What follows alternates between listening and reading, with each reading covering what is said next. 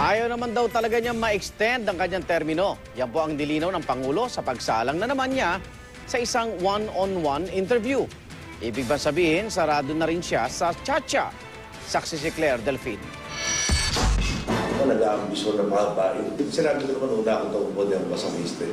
Sa sagot na ito, tila ba kumambyo si Pangulong Noynoy Aquino.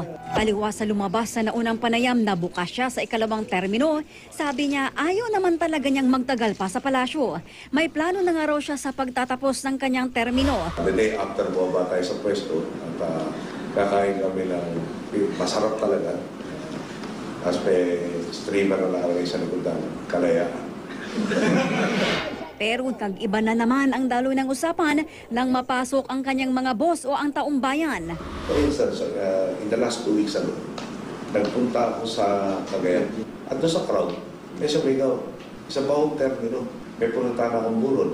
May lumapit sa akin, hindi ko kilala. Sabi niya sa akin, kailangan pa namin ko kayo. Bakit po kailangan gawin? Tuloy daw nyo. Kaya raw bukas siya sa charter change o Chacha na dati niyang tinututulan. Sa ngayon, talagang kukonsulta tayo sa iba't ibang sektor. At talagang natin, ang pinaka-board, paano ba natin masisigurado na mapagpatuloy yung lahat na umpisa natin na maging talagang permanent. Ang mga kapartido niya kaya sa liberal. Walang organized effort, no?